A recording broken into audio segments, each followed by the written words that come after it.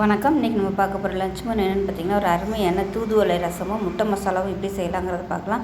சளி இருக்கும்போது இந்த ரசம் வச்சு சாப்பிடுங்க, அவ்வளோ நல்லது உடம்புக்கு. சளி, இருமல், தொண்டை வலி, காய்ச்சல் எல்லாத்துக்குமே இந்த ரசம் வந்து அருமையாக இருக்கும். ஸோ அதோடு வந்து நான் முட்டை மசாலா வந்து காம்பினேஷனாக வச்சுருக்கேன். உங்களுக்கு எது பிடிக்குதோ நீங்கள் அதை வச்சுக்கோங்க. ஸோ வாங்க இந்த லஞ்ச் மெனு எப்படி செய்யலாங்கிறத பார்க்கலாம். இந்த தூதுவளையோட பயன்கள் என்னென்னு தெரிஞ்சுக்கணும்னு நினச்சிங்கன்னா டிஸ்கிரிப்ஷன் பாக்ஸில் வந்து கொடுத்துருக்கேன். வேணும்னா செக் பண்ணி பார்த்துக்கோங்க. டைம் இருக்கும்போது அதை ரீட் பண்ணி என்னென்ன பயன்கள் அப்படிங்கிறத பார்த்து தெரிஞ்சுக்கோங்க. ரசம் செய்கிறதுக்கு 1 டேபிள் ஸ்பூன் சீரகம், ஒரு அரை டேபிள் ஸ்பூன் மிளகு, 1/4 டேபிள் ஸ்பூன் வர கொத்தமல்லி, அதாவது தனியா விதை, ஒரு வரமிளகா, 1 டேபிள் ஸ்பூன் துவரம்பருப்பு எடுத்துருக்கேன். ஃபஸ்ட்டு இது 5ஐயும் மட்டும் நம்ம மிக்சியில் போட்டு பொடி பண்ணி எடுத்துக்கலாம். எல்லாத்தையும் போட்டோம்னா ஒழுங்காக வந்து பொடிப்படாது. அதனால் ஃபஸ்ட்டு இதை போட்டு நம்ம பொடி பண்ணி எடுத்துகிட்டு அதுக்கப்புறமா இந்த தூதுவளை இலையும் பூண்டும் போட்டு நம்ம அரைச்சி எடுத்துக்கலாம். நார்மலாக ரசத்துக்கு நீங்கள் எவ்வளோ மிளகு சீரகம் போடுவீங்களோ அந்தளவு போட்டுக்கோங்க. இப்போ பார்த்திங்கன்னா பொடி பண்ணி எடுத்துட்டேன். இதோட 4 பூண்டு சேர்த்துக்கலாம். இது கூடவே பார்த்திங்கன்னா ஒரு கைப்பிடி அளவுக்கு தூதுவளை இலை எடுத்திருக்கேன். இது வந்து முடிஞ்ச அளவுக்கு அந்த முள்ளெல்லாம் எடுத்துருங்க. முள்ளெல்லாம் எடுத்துட்டிங்கன்னா உங்களுக்கு குத்தாது. கையில் க்ளீன் பண்ணையில் நல்லா கழுவி எடுத்து வச்சுருக்கிறேன். ரொம்ப வந்து முள் வந்து நம்ம க்ளீன் பண்ண முடியாது. அதனால் அந்த காம்பில் இருக்கிற முள் மட்டும் க்ளீன் பண்ணிக்கோங்க. நம்ம அரைச்சிட்டு வடிகட்டி தான் நம்ம வந்து சாப்பிட போகிறோம். அதனால் ஒன்றும் பிரச்சனை இல்லை. இப்போ இதையும் சேர்த்து நம்ம அரைச்சிக்கலாம். ரொம்ப நைஸாக அரைக்க வேணாம். 1-2 அப்படியே நம்ம போட்டு குறன்னு எடுத்துக்கலாம். இப்போ பாருங்கள், நல்லா அப்படியே 1-2 எல்லாமே சேர்ந்து கோர்ஸாக பொடி பண்ணியாச்சு. இப்போ இது தனியாக இருக்கட்டும். இதில் பார்த்திங்கன்னா சின்ன நெல்லிக்காய் சைஸுக்கு புளி வந்து தண்ணியில் ஊற வச்சு வச்சுருக்கேன். அதே மாதிரி 2 தக்காளி எடுத்துருக்கேன். தக்காளியோட டேஸ்ட்டு அதிகமாகவும் புளி வந்து கம்மியாகவும் எடுத்துக்கோங்க. இல்லை பத்தியமாக இருக்கிறவங்க புளி சேர்க்கக்கூடாதுன்னா நீங்கள் தக்காளியை மட்டுமே கூட சேர்த்துக்கலாம். தக்காளி சேர்க்குறதா இருந்தால் இன்னும் ஒரு சின்ன தக்காளி ஒன்று சேர்த்துக்கோங்க. நான் வந்து ஒரு 4 பேர் சாப்பிட்ற அளவுக்கு தான் ரசம் வைக்கிறேன். ஸோ இப்போ அந்த தக்காளியை மட்டும் மிக்சியில் போட்டு அடிச்சுக்கலாம். நாட்டு தக்காளியாக இருந்துச்சுன்னா மிக்சியில் போட்டு அடிக்க தேவையில்லை, நீங்கள் கையிலே வந்து கரைச்சிக்கலாம். இப்போ இதை வந்து நான் மிக்சியில் போட்டு அடிச்சுட்டு பார்க்கலாம். இதை வந்து வடிகட்டி எடுத்துக்கலாம் கரைச்சிட்டு. இப்போ பார்த்திங்கன்னா தக்காளி வந்து அரைச்சாச்சு. ஒரு பவுலில் சேர்த்துக்கலாம். ரொம்ப நைஸாலாம் அரைக்கலை, 1-2 அரைச்சிருக்கேன். இப்போ புளி கரைச்சி வச்சுருந்தா இந்த தண்ணியை சேர்த்துக்கலாம்.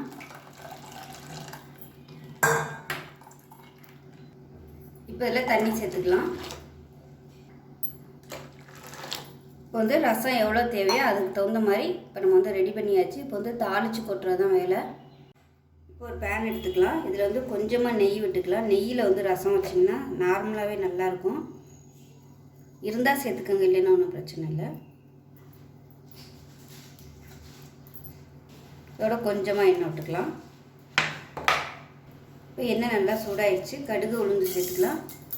அதோட 2 வெந்தயம் சேர்த்துக்கலாம். 2 வரமிளகாய் சேர்த்துக்கலாம். கருவேப்பிலை சேர்த்துக்கலாம்.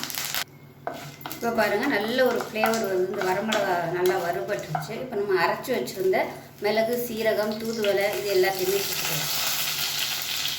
ஏன்னா நம்ம வந்து கீரையை வந்து வதக்காமல் தான் அரைச்சிருக்கோம். அதனால் அந்த எண்ணெயில் வந்து லேசாக வதக்கிட்டோம்னா நல்ல வாசனையாக இருக்கும். இதோட கொஞ்சம் வெங்காயம் சேர்த்துக்கலாம். நல்ல வாசனையாக இருக்குது. ஏன்னா நம்ம துவரம்பருப்புலாம் நம்ம அரைச்சதுனால அந்த நெய்யில் அந்த துவரம்பருப்பு எல்லாம் வறுப்படையில் நல்ல ஒரு வாசனையாக இருக்குது. இப்போ நல்லா வதக்கியாச்சு. இப்போ நம்ம வந்து கரைச்சி வச்சுருக்க இந்த தக்காளியும் புளி தண்ணியும் சேர்த்துக்கலாம்.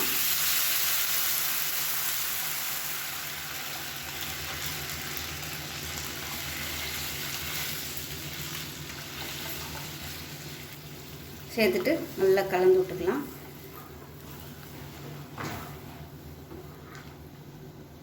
இதில் மஞ்சள் சேர்த்துக்கலாம். இது வந்து வீட்டில் அரைச்ச மஞ்சள் தான்.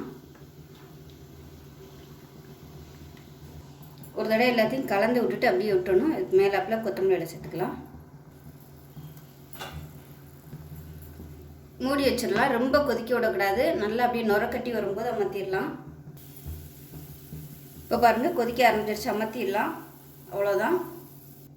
இப்போ எந்த பாத்திரத்தில் நீங்கள் ரசம் ஊற்ற போகிறீங்களோ அந்த பாத்திரத்தில் உப்பு சேர்த்துக்கலாம். உப்பு சேர்த்துட்டு இந்த ரசத்தை ஊற்றிக்கலாம்.